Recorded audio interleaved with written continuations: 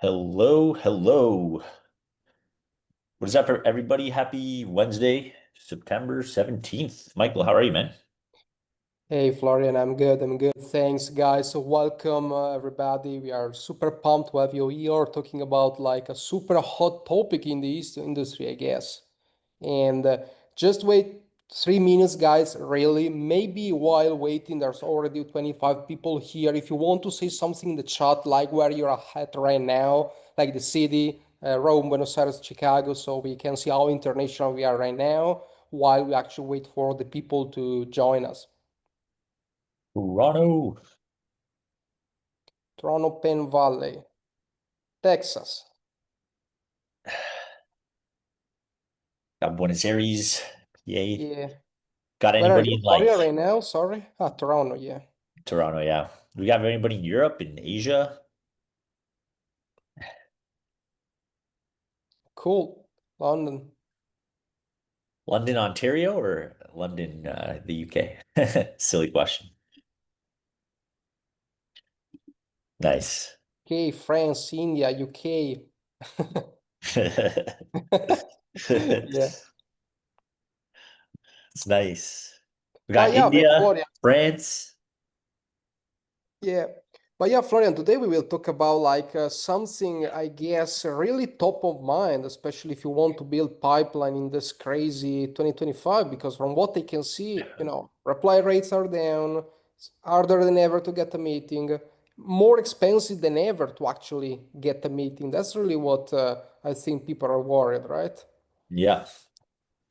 Yeah, exactly. And I'm obviously an operator, so maybe just to do like some introductions here. I'm Florin Tatulea. I'm the head of sales development at Common Room. I've been building pipeline programs and outbound systems for over a decade now. This is my fourth tech company that I've worked at.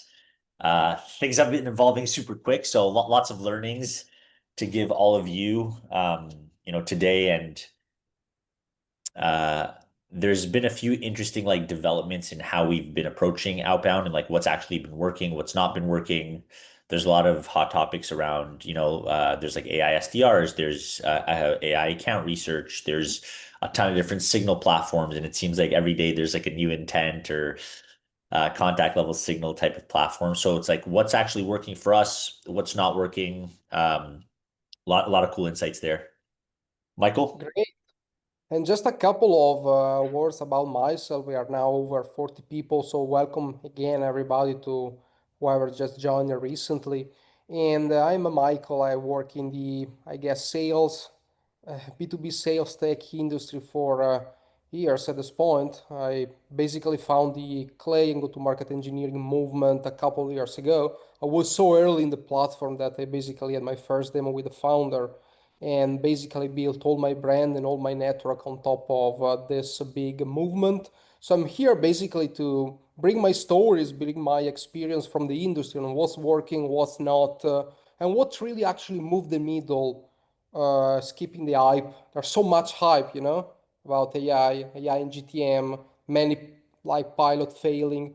So we will try to keep it practical, guys, and really bring what's working, really the insider tips that nobody really is trying to share to give you something practical at the end of this webinar so that you just don't have to listen, just take what's working and apply it to your own company, especially leveraging the chat maybe at the end of the webinar so we can take what we talked about and put into practice on your own personal stories.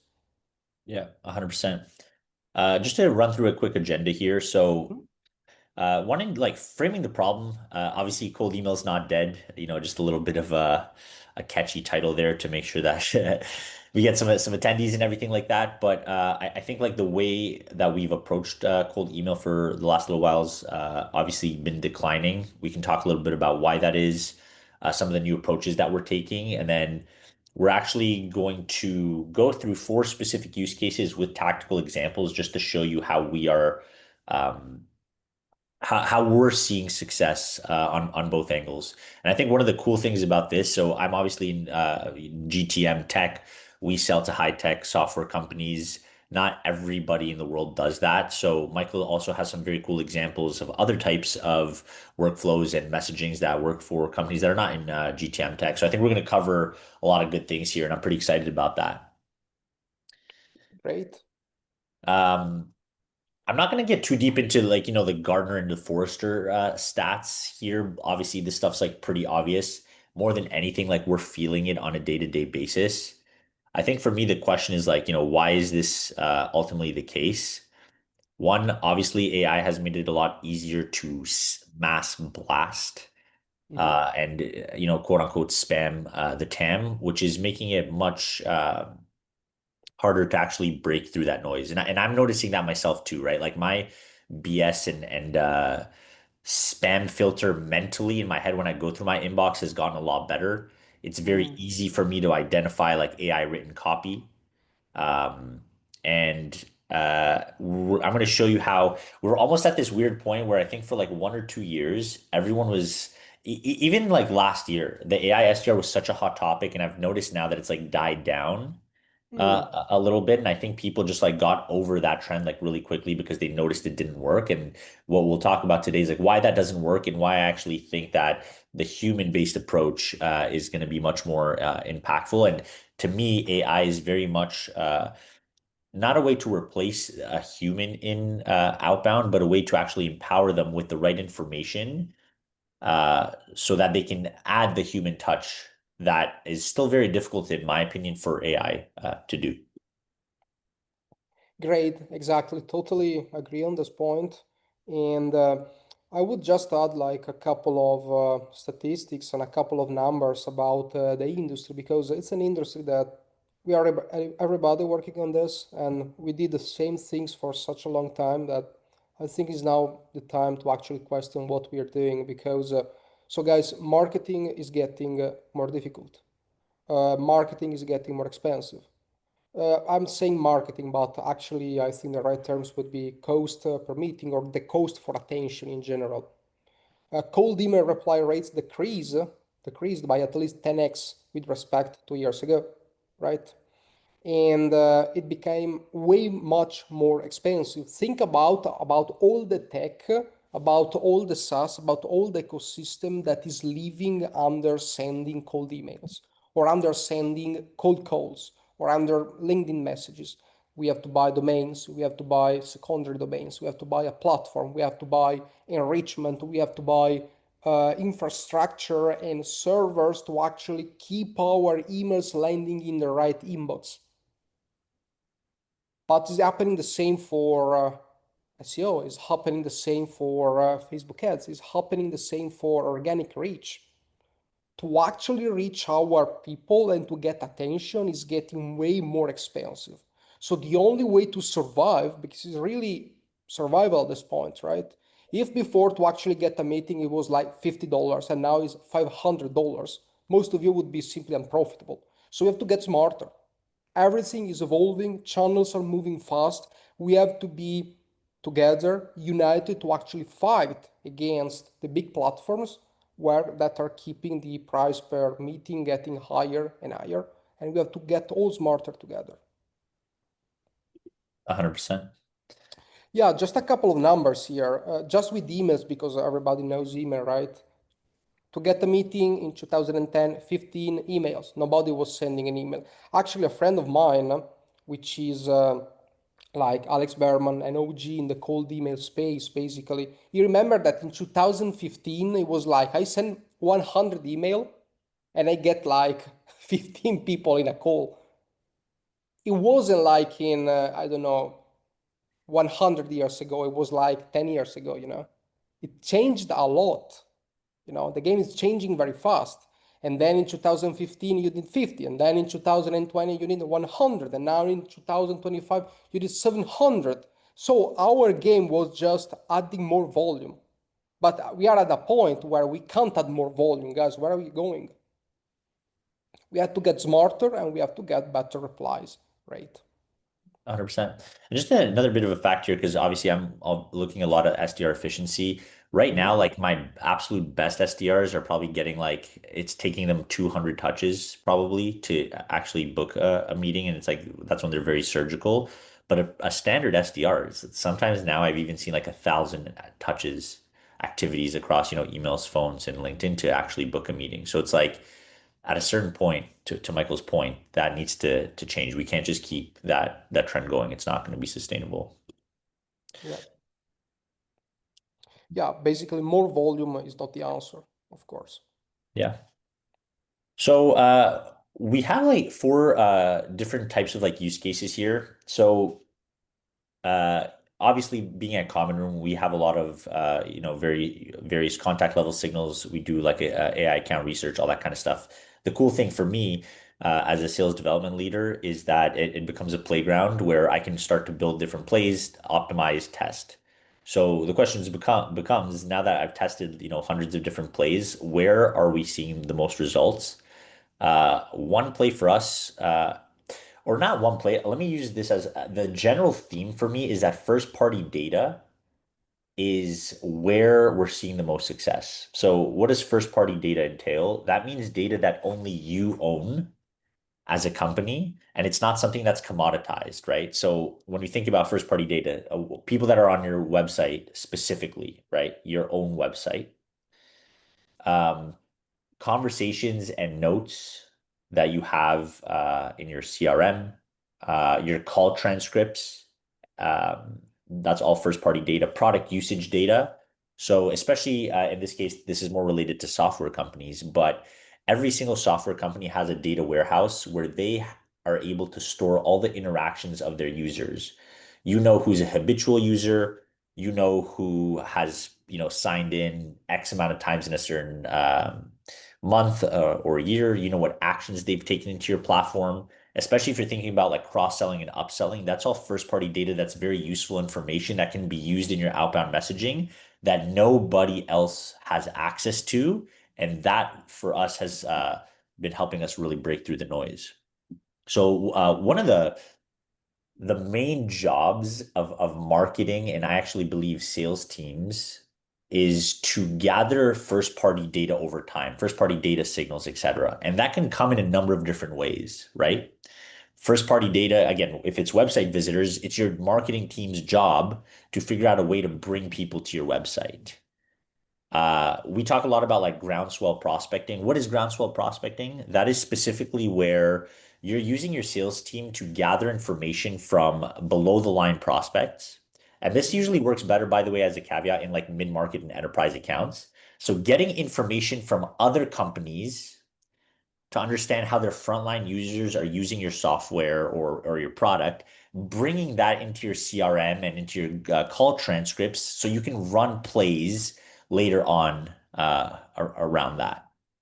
So, one of the things that we've been doing that's been working really well for us, we have specific sequences where we're reaching out to, like, for example, a former employee that just moved on from a target account.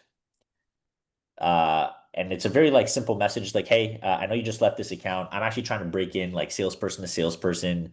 Is there any chance you can give me some information? I'm trying to learn a few things about your account so then I can go and be relevant um, to the target account. And for some reason, I think it makes sense because that former employee is not like super attached to the company anymore. They tend to be more likely to be willing to give you some kind of information. And if you have like Sales Nav, a super easy way to do this, go like let's say your target accounts are SAP and Gong. So go and look for past users that use SAP, Gong, and have recently changed jobs. And then one thing I've been doing here, so like what is the information that's actually valuable for us to leverage in the future? I've enabled my team to ask these types of questions. Now you don't have to ask it in this exact same way, but this is the information that becomes valuable to us to run plays in the long term. And then here this is a bit more again enablement. Maybe I'm like oversharing here in terms of like what we're doing, but really using the TED framework is one of my favorite frameworks in terms of asking deeper layer questions or discovery, so that you're actually getting meaningful information from those people. Now, the one caveat that I have here as well, a lot of teams over index sometimes on groundswell prospecting. So bringing your attention to number four, let's say I'm selling a tool to sales leaders. I don't need to get 10 SDRs or AEs to tell me like all the problems that they have, right? For me to bubble up that information. So my general rule of thumb is if you can get two frontline sources of information about a target account, you're good to go. Let's get that into the CRM as first party data, and then we can leverage that later on. Now, uh, I kind of have this like metaphor. This is a specific play that I ran. So Maybe effective Florian, grounds. sorry to interrupt. I have a question about what you just shared before going Oh through. yeah, And so you basically said, okay, let's say that we actually target, I don't know, mid-market enterprise, where of course makes more sense because you have different layers of management. And operationally, how you organize this? I mean, every SDR has X accounts, so they know that first, like 80% of the day they have to gather information, and 20% of the day they actually have to leverage those information for the VP and CX levels. So how does it look like? yeah. What does the actual messaging look like? Yeah, exactly. Even operation, I mean, Yeah. how can you actually manage and teach SDR to actually do so? So it's like 20% of their day is gathering information, 80% is actually executing on those information for higher level VPs and CXO. So how do you manage them in a way that they are independent in doing so and gathering the right information, and how they manage their day in doing so? Yeah. Yeah, it's a good question around like the workflow as well. So first of all, and I actually highlighted here in point four, at the end of the day, the job of your SDR and AE team is like you are going to be held accountable for pipeline and booking meetings. Mhm. So you can't spend 80% of your day going out and doing groundswell like prospecting. Mhm. What you can even do is like start to automate this type of stuff, right? So one tool that I'm recently started using is like Dripify. So, for some of us, we have like large networks on LinkedIn. You can do like a drip type campaign to try to get as Mhm. much information from different accounts as possible without having to go and write those emails like one by one. But Uh, especially, so basically, you automate the information gathering. And when you have actually the intel, the information, you move it to the SDR to actually execute the prospecting with those information to higher level decision makers. that's one approach. So we're not automating the full information gathering. It's more like we're automating the outreach to get the information. Typically, what we'd want to do is either get some kind of information over like LinkedIn or DM, or we ask for a quick call. So it's common that an SDR will spend 5-10 minutes on the phone with someone gathering information. And then we also train them, especially on cold calls. Like sometimes especially in our industries because we have like four main personas that we sell to. So it's like marketing, rev ops, SDR leaders, AE leaders. You don't always know until you talk to the account who the actual decision makers are or what their buying committee looks like. So you're not always Mhm. going to cold call the right person. But once we've identified that, the very least thing that I expect on a cold call for my team is that they're asking some of these questions if they have built enough rapport. Obviously, that's not always going to be the case, but that's how we train them to gather that information. Cool, thanks. Yeah, of course. Now, the question becomes, what do you do once you have that information? Because a lot of teams, it's like, okay, great, you know all this stuff. What do you do with it? So to me, effective groundswell prospecting to form some kind of analogy here is that at the very least, you're trying to find either the actual slide, which I got in this case of like the sales kickoff that the CRO presented, or you're trying to metaphorically understand what their objectives are uh, for the next quarter, the next month. So you can map the value of your product, your solution, whatever you have to the core initiatives of that business. That's the only shot you really have at breaking through, especially at the C level.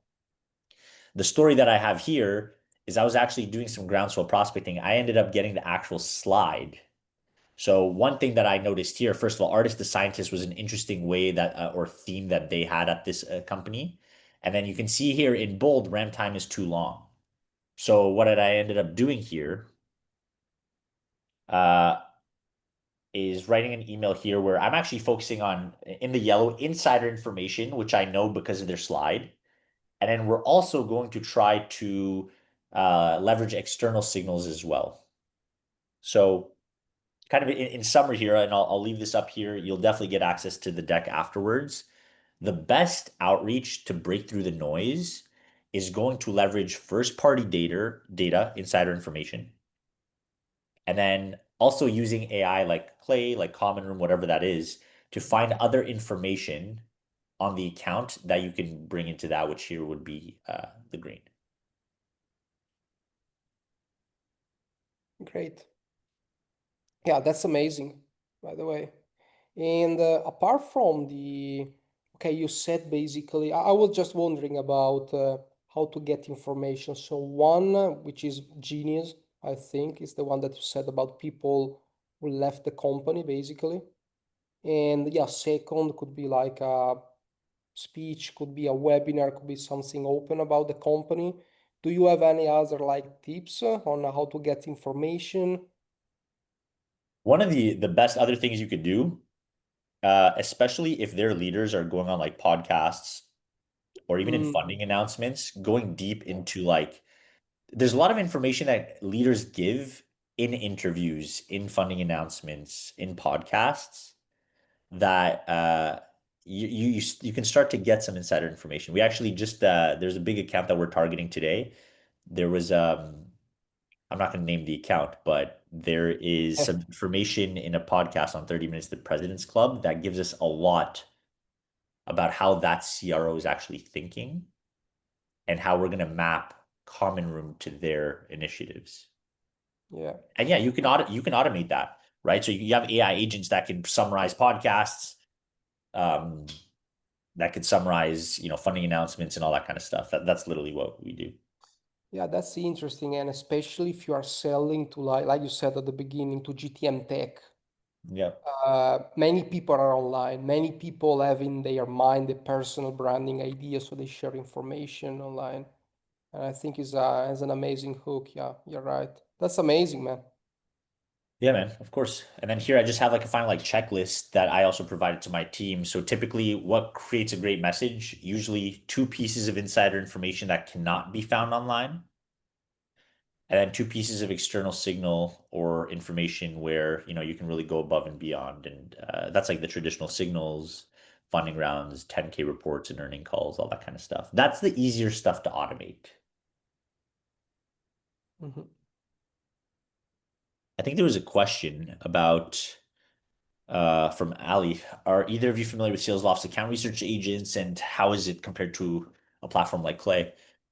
Michael, I don't know. You know Clay better than I do at this point. Uh, Salesloft account research agent, I'm not really familiar, but Ali, they are two different platforms, right? One is a sales operations tool, Clay. One is like a sequencer, which is Salesloft. So I guess it's just like little AI agents to actually get some context. If you need the data operations, of course, this is not a substitute of Clay. And if you need a sequencer, you need Salesloft, basically. My general take too, because I haven't seen SalesLoft's research agent, but I know obviously Clay is more malleable to like building however you want it, but to me it's still very, very different. Yeah, yeah, exactly. So guys, let's jump on to the next, which is sales signals automation versus activation.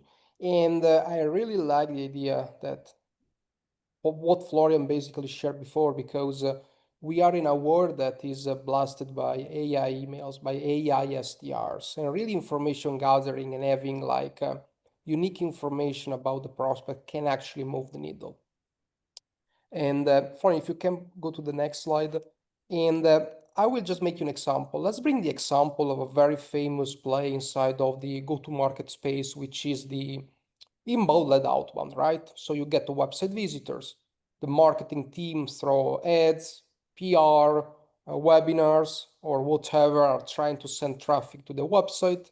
You can use tools such as, I think even Common Room, RB2B, to actually get website visitors. They can actually de-anonymize through the IP website visitors. They go to any kind of sales operation platform. And usually what's the common play that everybody's doing? They just blast them with emails, right?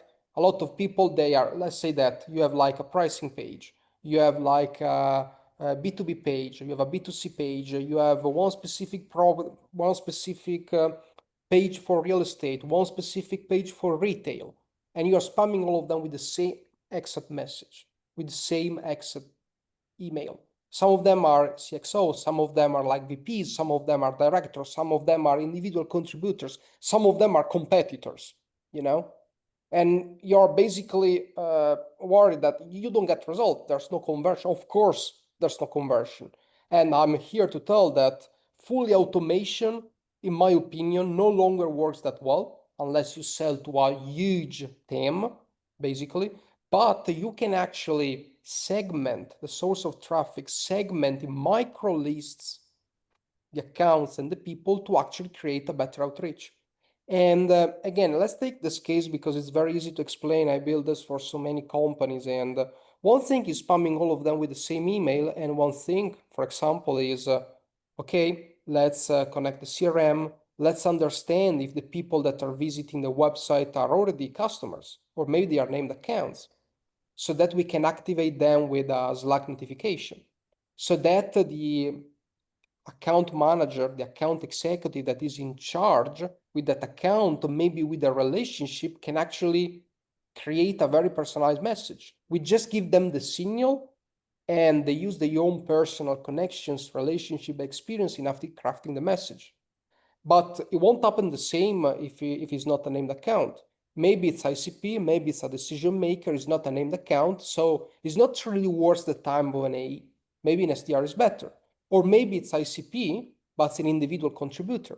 So it's not really worth the time on SDR again, because yes, we have to be as much relevant as possible, but the AE time is limited. The SDR time is limited. So our job is to actually fill their schedule with the highest leverage possible activities so that by 100 dials they can do, we can actually extract as much more meetings as possible, basically.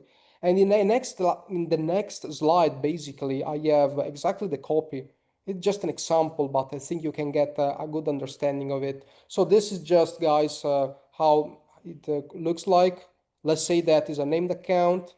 Let's say you want to get all the information. Let's say that you want to actually activate the right AE, you can actually do so. So you can create like a Slack channel inside of Slack and tag the right AE so that you can actually activate them when someone visits the website with all the contact information, such as the email, such as the phone number, such as the company size, so that the right AE can bring those information and actually prospect manually.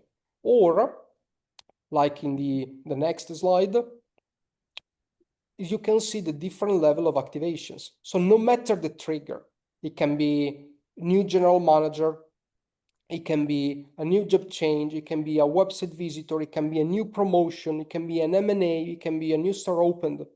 But we still have to actually divide the activation in different ways. And in the next, I can even show you what kind of different message and how the message can actually be different, whether it is a named account, decision maker, or individual contributor. This is cool stuff, Michael.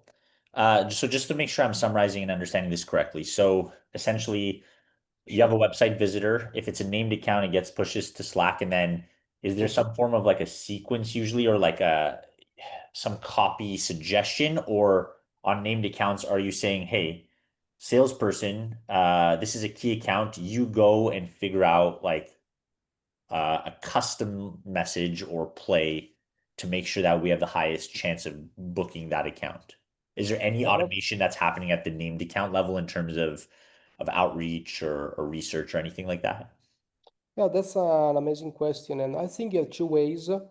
Uh, First, in the Slack message, you can actually quote what is the kind of intent. For example, this prospect visited the B2B page. This prospect actually, in the account, there's an M&A. Okay, and the AE can actually have full creativity in writing the message. Or on top of this, especially for an activation perspective. So we want to make sure that AEs are actually doing this kind of outreach because otherwise we can send a lot of signals, but if nobody actually take action on them, it's meaningless. We can Yep. even basically onboard them into outreach or sales loft sequences with pre-built messages, and we can basically filter through what is the right E, what is the kind of message, what is the right account, and all of these correspond to the right outreach sequence so that they even have a template. They can edit a little bit, add their own context based on their experience, and create super personalized outreach messages. Nice. Um, I really like that a lot. One thing I want to show you, not to do too much of a plug, I haven't shown this to anyone yet because it's not officially out on like Common Room, but we have in our Slack notifications. So one of the big things for me is like everybody uses the website Signal as a reason to reach out. To me, it's actually just telling me that, hey, the time might be right. So another thing that we have now is like these summaries that's like looking across the whole account in the CRM. It's looking for other signals and it's summarizing information. So we know that this person was on our website, no open opportunities. We know like the account scoring. We know that it was previously qualified in 23. So you get more context so that you can actually build a super relevant message. So I'm pretty pumped about this functionality that we're using. Cool. Next slide. Oops, close that out. And yeah, great. Basically, here you have like a real world message that can actually resonate. Let's say you get an M&A news. The M&A is a named account, maybe an account of an account executive, or maybe an owned account. Maybe an account that is a customer where you have an account manager where his responsibility is actually to create upsells. Hey Naim, I heard that big news yesterday from John's profile, so cool that you're getting acquired by Apple. I just invented the context. Are you ready for what's next? Let's just this Friday for a catch up on HR performance so you can tell me a little bit about the big news. As you can see, that's the M&A news. You can have a template, but the named account actually leverage his own personal relationship with the account, with the prospect, to actually activate the account, to actually activate the prospect. So yes, it's AI activated. It's not fully written or fully automated by AI. AI is telling us what's the context, what is the highest leverage activity for the AE, and the AE can actually perform the message on a very accurate way. Yeah, another idea here, maybe it wasn't a named account, maybe it wasn't, maybe it's ICP, but it's not an individual contributor. So not to waste AEs and STR time, we can actually fully automate the message. As you can read, the message is less relevant. It's still relevant enough, so to actually get prospect automatically. And on a large scale, you can actually get some meetings and some results. Nice. Yeah, I like the framing where you're saying I think this is pretty important. It's like what's in it for them at the end of the day. So, can we start off by getting you on the right foot and presenting some new ideas to your boss, as opposed to like, hey, this is all about us and our solution. Yeah, yeah, exactly. Especially when something big like an M&A is happening where everybody's like scared they will lose their job, etc. Exactly. Um, Very cool. So one of the next plays that we're running, again, going back to like first party data, and why that's so important to activate essentially. So most companies have a ton of closed lost opportunities. And again, the job of a sales team over time is to get more and more opportunities, and closed lost usually has a lot of buried gold in terms of information that you've gathered on transcripts, in the CRM notes, and you can automate a lot of like plays based off of that, right? So one thing like we do in Common Room, so I have a specific play here because we get down to like contact level information. So I can run a report or a play where I'm querying all the close lost opportunities in a certain time period where we have an economic buyer that meets our ICP and has also been on our website in the last 28 days, which is again a trigger to me that maybe they're starting to look again, right? So now what I could do is I could take all these people and essentially either through a workflow automatically pull them into like Sales Loft or Outreach or Apollo, HubSpot, doesn't matter, Or I can more individually reach out to these people and manually add them into sequences. You have both options. So with like a workflow here, we can just add people into a specific Mhm. sequence based off of functionality, based off of various filters or criteria. So what some of the messaging or like the end of that actually looks like, you can see here for a specific account. We're looking for very mentions of things that are one to one, where only their account would find that it would resonate with them because these are words that the buyer has said in the past from call transcripts, right? So you can see here, we know that this specific account only had 2,500 total accounts in their TAM, 9 month sales cycle. They mentioned not having account scoring models. And then another example here where, again, we have dropping people by name. So Kastov is specifically focusing on V2 lead scoring model. We had a chat with Cliff. So we're using very specific information that we've gathered as first party data to reach back out to these people. And I think the really cool thing about where we are now in GTM tech is that this used to be a very manual exercise, and now because of various systems like Clay, like Common Room, there's some other ones out there as well. You can start to automate a lot of this research and consolidate it all together in messaging. Cool. And even here, you have some ideas on what kind of information to gather. For example, I had like one case, I remember about this, that I think we were getting information about, yeah, when the contract when the of the competitor was ending. Yep. So we can actually reach out like 1 month before with like a good discount, so that maybe we have the chance to move them on our side. But I don't Yeah. know if you have other ideas like this, but I think there are not a lot of these. But when you find something that really resonates with your go-to-market, it's killer. Yeah. Actually, small trick for everyone. So we run those types of plays because we use tech stack data in our own platform, but then also there's things like built with or whatever. So if I was to go on like a random website, I don't know, let's go to like first one that came to mind, captivate.iq.com. So there's an extension built with. Hmm. If you go to detailed here, one thing you'll notice is sure it tells you what uh, they're using. But the other interesting thing is that you know exactly when the snippet first showed up on their website. As Oh an yeah, ex- very smart. and you can automate this and enrich this into your CRM. So we know that Captivate IQ likely started using 6 Sense in May 2020. So their contract probably started in April, let's call it. So you would want to run an automated play that started reaching out to the people that use 6 Sense or Yeah, that implemented 6 Sense in January of next year. oh, that's You, amazing. Yeah. That's very smart. Yeah. uh, so just a little tip and trick for you there. All right, back to slides. Final play. Takes away, Michael. Final play, outbound. Smaller is better, micro lists, basically. Yeah, basically, just talking about what we said, like at the really beginning. What is the standard playbook that we are using to go to market? We have a lot of, yeah, a lot of my colleagues like agencies, etc. I'm really against this kind of plays, but what's really happening usually is you have 10,000 accounts, or you think you have 10,000 accounts, and you actually use the famous cold email smart lead infrastructure, where you create like a lot of domains, a lot of addresses, and you try to reach out with a different message, trying to get like some meetings. Well, yeah, actually, it works, especially if you have like a very large team, even if, of course, emails are working less and less.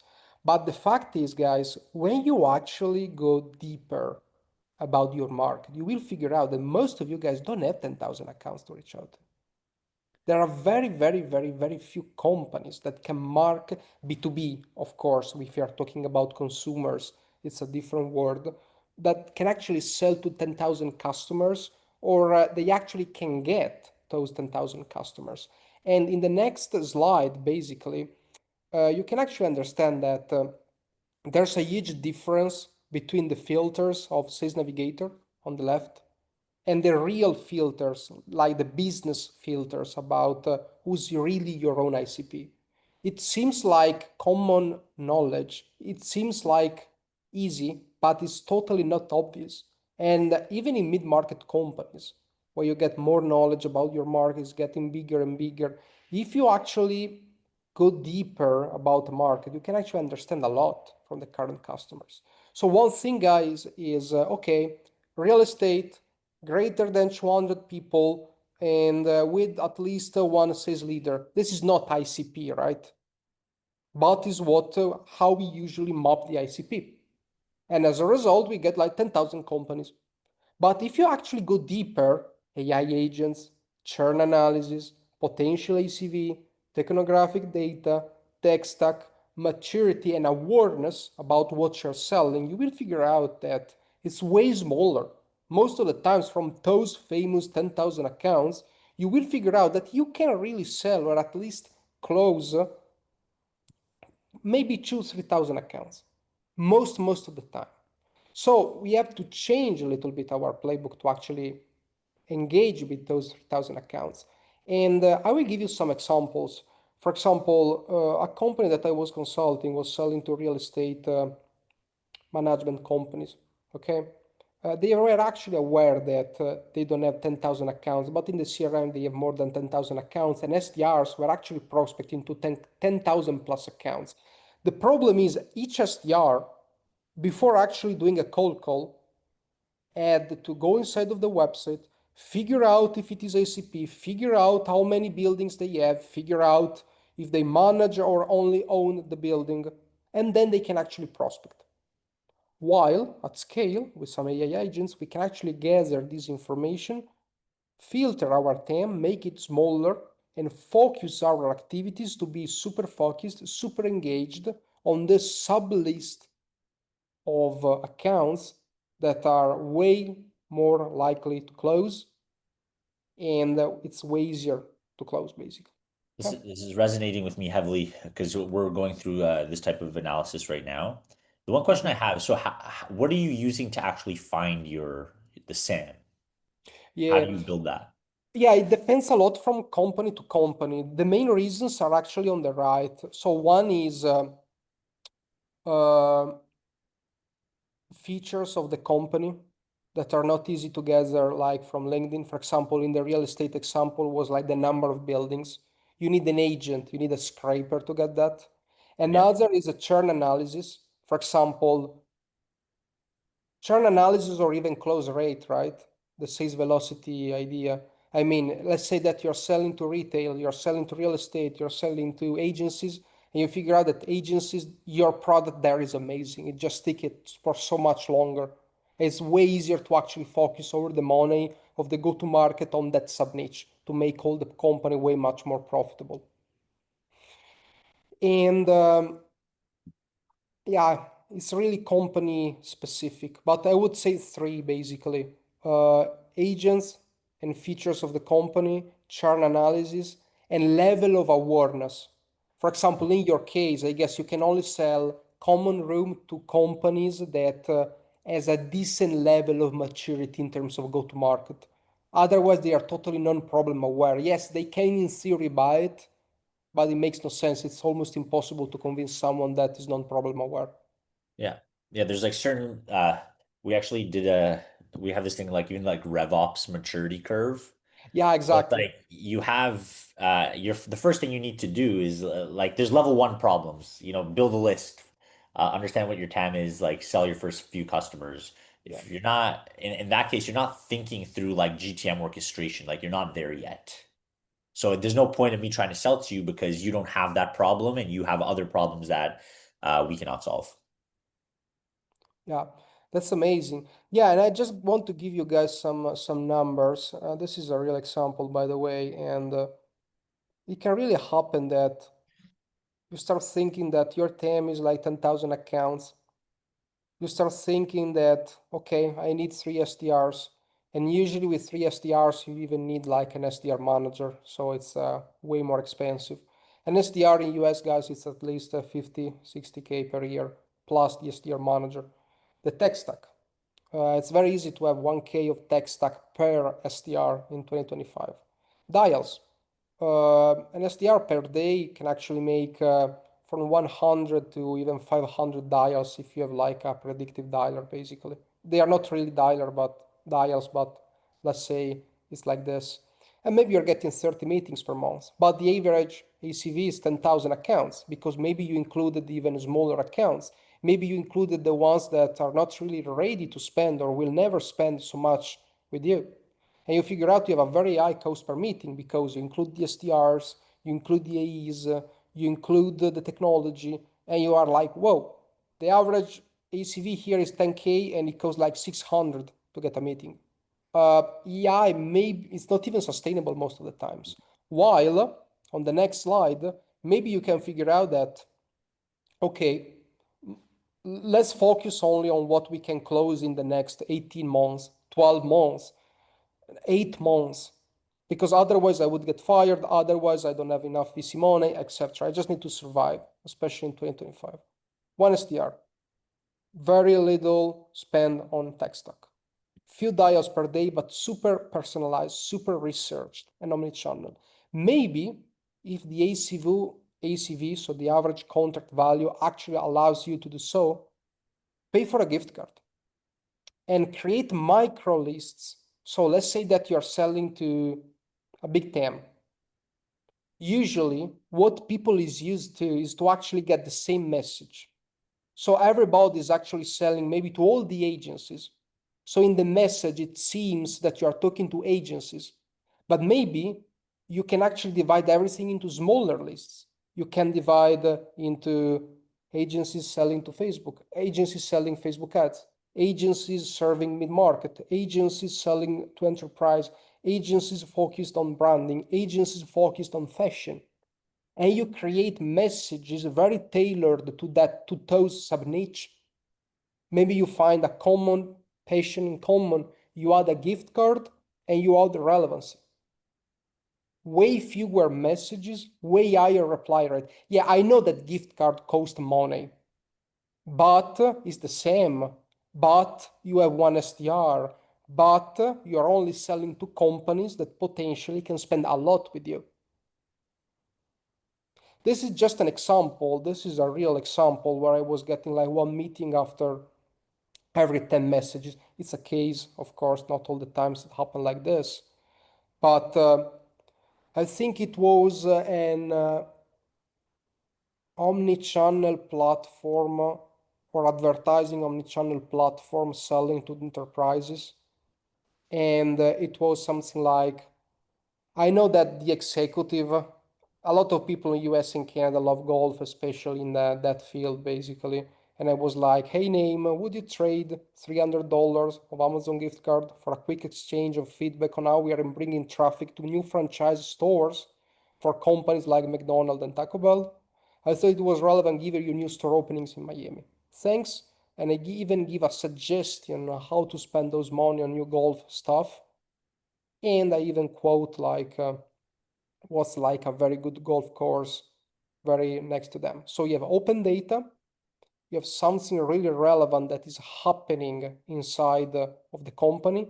You have $300 gift card. And as Florian said, basically you can even include, if you have research data, private data, to actually skyrocket the reply rate.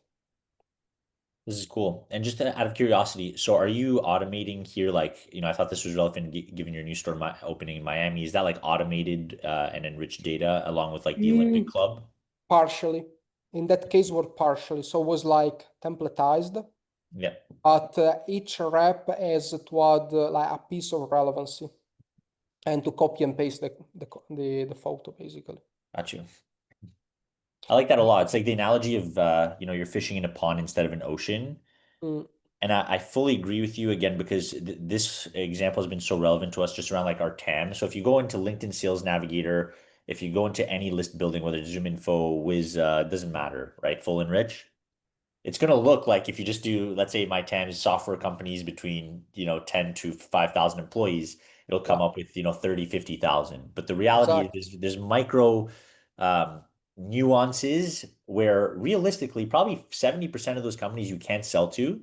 So if you can use AI agents or data to figure out what your actual sellable addressable market is and then run these micro plays that are much more specific, you're going to be willing to give $300 per for that meeting on a gift card Yeah, because you're running much more efficiently and you're not wasting time. I like this a lot.